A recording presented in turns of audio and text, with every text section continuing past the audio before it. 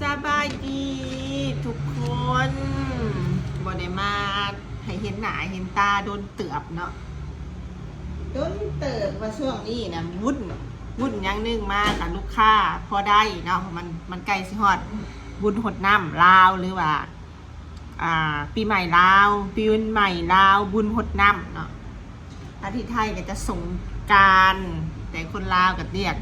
คนลาวที่ว่ามักเบิ่งซ่องไทยแล้วก็มักไปเฮ็ดเวียกอยู่ที่ไทยก็จะมาติดปากว่าสงกรานต์นำกัน แต่ว่าคำเว้าดั้งเดิมของคนลาวแต่กี่แต่ข่อยน้อยๆได้ยินมาน่ะก็คือแม่นบุญหดน้ำหรือว่าปีใหม่ลาวเนาะมันก็ยังมีเพลงมันก็ยังมีอยู่เลยเพลงลาวที่ว่าปีใหม่ลาวน่ะมันจะมีเพลงแบบปีใหม่ลาวเดี๋ยวนี้หันเสพข่าวหรือว่า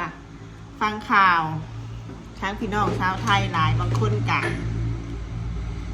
จากว่าวคือไทยเนาะเดี๋ยวนี้เนาะลืมภาษาตัวเองบางคนก็ได้แต่โมเมนต์ว่าขายศาสตร์ขายศิลป์หรอกลืมซื่อสันซาแต่เขาก็อยากให้หักษาภาษาดั้งเดิมของเขาไว้นะโดยเฉพาะเรียนอยู่นครหลวงเวียงจันทน์เนาะเพราะว่าพวกที่ว่ามาเห็ดสอนเห็ดคลิปรีวิวหรือว่ามาพาเห็ดคลิปรีวิวมาเป็นออร์แกไนเซอร์อะไรอย่างต่างๆนะส่วนรายก็จ้างมาแต่ทางคุณเนาะจ้างมาแต่ทางไทยเลยมาเขาเขียนสคริปต์มาได้กับว่าไปแนวนั้นแทนที่ตัวใดที่เป็นภาษาลาวบ้านเฮากะมาแปลงใส่กับว่าก็ได้นะเพราะว่าส่วนรายกับคนลาวนี่แหละซื้อนะก็สิมาว่าเรื่องเห็ดคลิป YouTube นี่แหละเนาะช่วงนี้ก็บ่ค่อยมีเวลาเลยมันมีกระแสหนึ่งเกี่ยวกับการเห็ดคลิปใน YouTube นี่แหละกระแสหนึ่งช่องหนึ่งเนาะที่เพิ่นลงในแอปต่อนำเนาะที่เพิ่นไปถ่ายต่างแข็งหลายๆแข็งแหละในต่างแข็งมันก็จะมีเฮือนคนลาวที่ว่าฐานะค่อนข้างว่าทุกข์ยากอะไรทุกคนทุกข์ยากขาดเคินเนาะแล้วก็มีการระดมให้ FC ในช่องนั่นมาสวยเรือแล้วแต่จะสวยเรือเนาะเพราะว่าช่องแบบนั่นน่ะคนติดตามหลายคนเขาเบิ่งหลายเนาะแต่ว่ามันมีอยู่คลิปหนึ่งที่มันเป็นกระแสดราม่าแห้งในสังคมลาวเนี่ยนะทุกคนในแอปต่อนะย้อนหยังย้อนว่าเพิ่นจะไปถ่ายครอบครัวนึงเนาะเดี๋ยวสิเอารูปแคปหน้าจอไว้ขึ้นมาให้เบิ่งเนาะครอบครัวนึงอยู่ในหมู่บ้านแห่งนึงอันนี้ก็บ่ได้เข้าไปเบิ่งเนาะว่ามันอยู่หมู่บ้านหยังแต่ว่าก็เห็นผ่านๆในต่อแหละมีลูกประมาณ4 คนลูกกันน้อยเลี้ยงหัวผู้เป็นผัวนั่นก็ยังแข็งแรงดีเนาะก็ยังแข็งแรงดีบ่ได้ง่อยเปี้ยเสียขาบ่ได้เจ็บบ่ได้โซ่บ่ได้หยังแล้วก็มีเมียเฮือนอยู่หั่นน่ะฟ้าแอมก็บ่มีจะเป็นเฮือนไม้ธรรมดาแบบชนบทเขาอยู่หั่นแหละทุกคนฟ้าแอมกับบ่มีหลังคากับบ่มีและแล้วใดจึงว่าให้ลูกให้เมียอยู่แบบนั้นในความที่เป็นผู้ชายหั่นนะบ่คิดแน่บ่คิดอีต้นลูกอีต้นเมียแน่บ่คิดอยากไปสอบไปหามาสู่ลูกเมียแน่บ่ลูกกันน้อยเรียนหัวกันตั้งแต่2 ปีขึ้นไปเนาะแล้ววันนี้หันซ่องนั่นเฮ็ดเพื่อว่าอยากให้คนไปซอยเรือปัดกระแสตีกับผัดกลายเป็นดราม่าซ้ำและคนลาวเลยตั้งให้มาครอบครัวนั่นน่ะเป็นครอบครัวที่ขี้ข้านที่สุด ขี้ข้านที่สุดในประเทศลาวไปเลยแล้วก็มีกระแสดราม่ามาเถียงกันว่าโอ้ยอันเป็นยังคือบุไปหาซื้อแนวพักแนวยังมาปลูกเพื่อหาเลี้ยงครอบครัวได้เงินมาแล้วก็ไปซื้อหญ้าคาไปซื้อสังกะสีไปซื้อไม้ผาไม้เหี้ยหรือกระแตไม้ไผ่ค่ะนะมาอ้อมเฮือนซะก่อนเพื่อให้ลูกให้เมียอยู่บังแดดบังฝนจะมีคนเขามาเถียงว่ามันบ่มีแนวใดเขามีขายอยู่คันว่าไม้ไผ่ก็มีในไห่ในสวนบ่มีในสวนเราเองกะในป่าในดงหั่นเด้หรือว่าสวนข้าเจ้ากับไปขอปันเพิ่นได้เงินมาเลยกะเอามาให้เพิ่นไปขอปันละล่าค่ะนะคันว่าถูกบัญญาค่ะนะ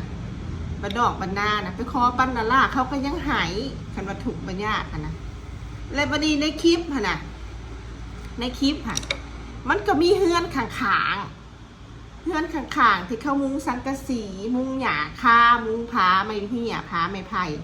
แล้วเขาเอามาแต่ไซเราว่าในบ้านทำบ่มี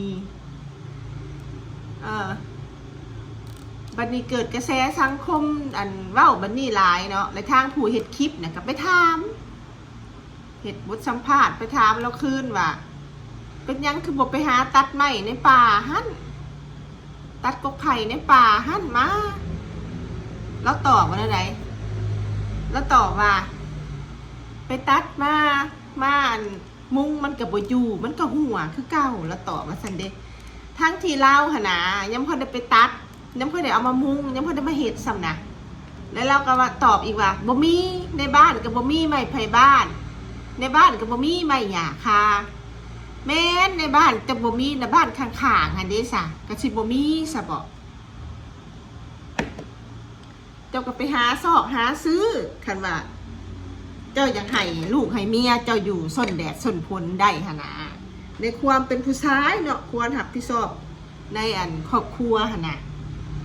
อันนี้เราบ่เฮ็ดหยังเลยมีแต่กินกับนอนหลอกกลางบ้านสิว่าเพื่อนง่ายๆสิว่าแบบล้ำหกจกกระเป็ดเนี่ยค่ะบรรลูกค่ะนะผลิตออกมาหด3-4 คนบัดมีเหือมีแห้งเฮ็ดนะฮะแล้วคนเฮาหันบ่ซอยเหลือตัวเองค่ะนะป้าให้ตัวเองนอนตากแดดตากฝนค่ะนะมันแมนสบอกคนดูมันแมนสบอกคนหากินมันเป็นคนขี้ข้านจะเป็นข่วงเขาที่เขาว่าขี้ข้านพวกบ่มีผู้ใดสิป้าตัวเองนอนตากแดดตากฝนเนาะทุกคนแม่นบอกคนเฮาก็มีมันสมองมี2 มือ 2 ตีนคือกันใครว่าอยากให้ครอบครัวอยู่ดีเจ้าก็ต้องสู้เจ้าก็ต้องสู่ซนเจ้าก็ต้องใส่เหือแห้งไปสอบไปหามาเจ้าก็เป็นคนพิการคนมีแขนมีขาอยู่บ้านนอกค่ะบ่แม่นบ่มีเวียกเฮ็ดเด้ทุกคนบางบ่อนนะพวกเขามีไห่มีนาเขามีเงินแหน่น่ะเขาก็ยังหับจ้างดำนาในแล้วหันคือบ่ไปหับจ้างดำนาเกี่ยวเขาคือว่ามื้อละเท่าใดมื้อละ100,000บ่หรือว่ามื้อละ50,000บอกข่อยก็จื้อบ่ผิดที่ว่าบ้านหมู่ข่อยนะเขาหับจ้างดำนาก็ไปหับจ้างคันว่าคนมันอยากซอยครอบซอยครัวอยากซอยลูกซอยเมียให้มีอยู่มีกินหั่นนะมีบ่อนส้นแดดส้นฝนแทนที่สังคมสิเห็นใจสังคมพัฒนามเพิ่นซ้ำและขนาดเขาเว้าสำนั่นหั่นนะยังบ่คิดที่จะลุกไปหาสอบเรียกเหตุงานทำค่ะนะแต่ยังมาขอแบบว่ามานั่งหนกนั่งไหวขอว่าขอให้ทางเฮานี่สวยเหลือไผสิอยากซอยแบบนั้นน่ะก็1มาจะเป็นผู้เฒ่าเหือแห้งบ่มีเขาสิซอย2มาจะเป็นคนพิการเขาสิซอยอันนี้มือตีนเจ้ามีเป็นคนหนุ่มคนแน่นคนแข็งแรงไผสิอยากซอยเอาเงินผู้เขาสิซอยเขาเอาเงินไปซอยพวกเสียองค์ขามันสิบ่ดีกว่าบ่แม่นแล้ววะซอยเหลือตัวเองบ่ได้คนแบบนั้นนะคันแฮมเฮาไปซอยหั่นนะเฮ้บ่เฮ็ดหยังเลยบัดนี้ฮะเฮ้มีแต่รอท่าให้ซอยสังคมลาวหั่นอยากเป็นสั้นทุกคนเห็นเขาลงคลิปทุกหั่นบ่แม่นว่าเขาบ่ซอยบ่อยากซอยบ่อยากเบิ่งได้ แต่เขาหันอยากให้ผูกเกี่ยวค่ะนะตัวเองหันซอยตัวเองหันกอดถ้าว่าชุดความสามารถเจ้าเห็ดนั่นได้เจ้ากับบฟื้นโตหรือว่าสามารถสวยตัวเองได้เจ้าเขียนใบห้องถูกไปหาในบ้านเอาไปหาเมืองเพิ่นก็ลงมาซอยคันว่าเจ้าหันเห็ดชุดความสามารถแล้วบ่ได้อันนี้ไปซอกไม้ไผ่มาแอมเฮือนก็ไปซอกบ่เป็นกระบ่มีบ่มีก็ไปหาซื้อกระบ่มีเงินก็ไปหาเงินแล้วเจ้าสินอนอยู่เฮือนเงินมันสิแล่นมาหาซะบ่คันว่าเขาเป็นเศรษฐีมีเงินหลวงเงินหลายเขาก็ยังออกบ้านไปหาเงินแม่นละว่าทุกคนบ่มีไผสิมานั่งนอนอยู่เฮือนเนี่ยเงินหล่นลงมาแต่ฟ้าตกลงมาใส่หลังคาเฮือนตกลงมาใส่ซานเฮือนมันบ่มีไผก็ต้องออกไปหาเงินไปใส่เหงื่อใส่แห้งใส่สมองใส่ความคิดใส่ความหู้หาเงินแห้งผู้เพิ่นหั่งเพิ่นมีเพิ่นแห้งบ่ได้อยู่หอดเฮือนหอดซานเพิ่นออกบ้านแต่เช้ากลับบ้าน 12 โมงกลางคืนบ่แม่นว่าเพิ่นนั่งเพิ่นนอนอยู่แหละเพิ่นร่ำเพิ่นรวยได้ต้องให้เข้าใจใหม่เนาะสังคมลาวคุมื้อนี้ก็ยังดีอยู่ได้นึงว่าสังคมลาวเฮาคุมื้อนี้ก็เริ่มเข้าใจนิสัยภาครวมของคนลาวเนี่ยตะกี้หันพากันป้อยกันด่าเนี่ยบ้านเมืองเฮ็ดหยังอยู่คือบ่เบิ่งเอาเขาคือบ่ซอยเขาว่าซั่นเด้ด่าก่อนสมัยตะกี้ค่ะเดี๋ยวนี้ค่ะเริ่มมีแนวคิดที่ว่าเบิ่งกว้างเบิ่งไกลแน่แล้วบ่ด่าบัดนี้แล้วไปด่าแล้วไปดราม่าใส่ครอบครัวนั่นแทนบัดนี้ว่าเป็นหยังเจ้าคุมไปชอกไปหามันก็แม่นอันน่ะแม่นซึ่งคนก็มีความคิดมาแนวนั้นแต่ใดแล้วพบคิดแบบนั้นแต่ใดแล้วและความคิดแบบนั้นแหละเขาว่าข่อยค่ะคิดแปลกคิดต่างบ้านต่างเมืองจากคนลาวทั่วไปมันบ่แม่นความข่อยบ่ซะทุกคนที่เขามาฟังบ่แม่นความข่อยเว้าว่าซะคันเจ้าถูกแต่เจ้าบ่ออกเงินไปหาเงินมันสิเอิ้นว่าคนดูคนอยากรวยคนอยากมีคนอยากพาตัวเองออกจากจุดที่ตกต่ำบ่แม่นบ่ทุกคนนอนอยู่เงินมันบ่ได้เป็นเงินเป็นก้อนมันสิหล่นลงมาปุใส่เจ้ามีแต่ว่าเจ้าบ่มีแต่เหือแห้งเจ้ามีเจ้าพอบ่ออกเงินไปหาเบิ่งเขาประกาศหับกรรมกรแบกเครื่องนะบ่ได้อึดบ่ได้อยากเจ้าก็ออกไปเฮือนแต่สร้างไปซอกหาเฮ็ดเวียกเฮ็ดงานเจ้าก็ไปล้มน้ำเขาเจ้าบ่มีรถบ่มีรางเพิ่นก็เห็นใจบ่แม่นว่าคือข่อยนี่นะยังอยากได้พนักงานแบกตุกน้ำหามาเท่าเดี๋ยวนี้ยังบ่มีคันว่าเจ้าหันบ่มีแล้วเจ้าอยากมาเฮ็ดเวียกนะรถพวกข่อยก็ยังสิหาให้ขี่ห้องแถวพวกข่อยก็สิเซาให้พี่น้องหาอยู่ทางบ้านเจ้าฮู้บ่ได้คำตอบมาว่าจังได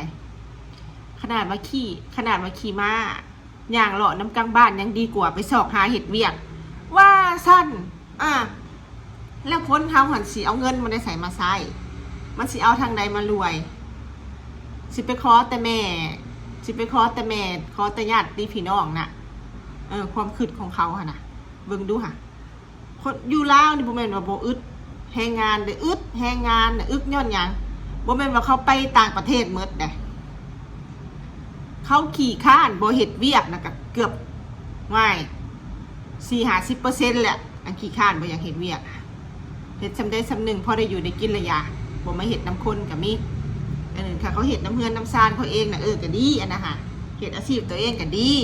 เฮ็ดไร่เฮ็ดนาปลูกผักปลูกหญ้าขายเองน่ะก็ถือว่าดีแต่บางพ่องที่ว่า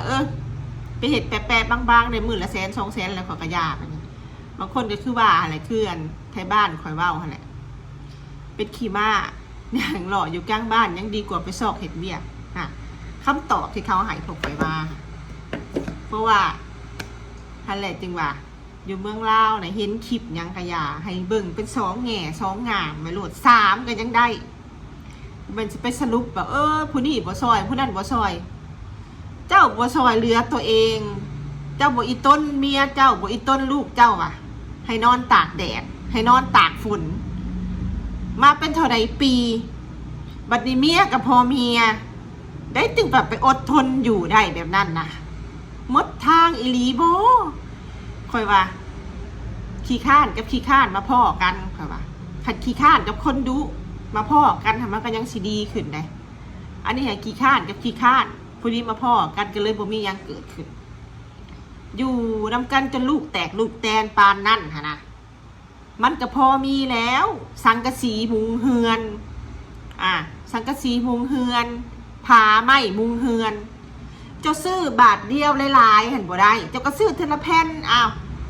สมมติว่าเจ้าได้เงินมาอาทิตย์นี่ก็ซื้อแผ่นหนึ่งหรือ2 แผ่นมันพอ2 แผ่นก็ซื้อ2 แผ่นอาทิตย์ต่อไปก็ซื้ออีก2 แผ่น2 แผ่น2 แผ่นได้มาเจ้าก็คอยมุงไปค่ะว่าเจ้าบ่มีความสามารถซื้อหลายๆแผ่นซื้อเทละแผ่นเขาก็ขายซื้อเทละ2 แผ่นเขาก็ขายก็คือรูปที่ข่อยให้ทุกคนเบิ่งหั่นแหละอันนั้นแหละคลิปที่เขาเอาลงมันจะมีในYouTube นำนี่แหละกับบ่ฮู้ว่าซ่องใดเนาะก็สิบ่ว้าวหรอกซ่องใดก็ได้แต่ว่าเราก็หวังดีหั่นแหละเนาะเราก็อยากซอยเหลืออันคนทุกข์ยากแต่ว่าคนทุกข์ยากอีหลีในลาวกับคนขี้ข้านบ่อยากไปเฮ็ดเวียกให้ตัวเองปะให้ตัวเองถูกมันก็มีเพราะฉะนั้นการซอยเหลือคนหั่นเฮาต้องเบิ่งคักๆเบิ่งว่าผู้นี้หั่นการซอยเหลือการทุ่มเทของเฮามันสิบ่แม่นคือถอกน้ำถิ่มบ่หรือว่าการช่วยเหลือของเฮาซอยคนผู้นี้แหละเขาเห็นในชีวิตเขาดีขึ้นแล้วเขาตั้งใจไปสอบไปหาเงินตั้งใจเบิ่งครอบครัวตั้งใจเฮ็ดให้สังคมดีขึ้นเฮาจึงซอยอันนี้ไปซอยให้เขาแล้วเขาให้ขี้ข้านตื่มพญาซอยเอาแท้อันนี้ก็จบเท่านี้นี่ก็ยาวตื่นไปได้ว่าสำเนียงกิ๊บก็ได้บ๊ายบายแล้วเจอกันใหม่เด้อทุกคน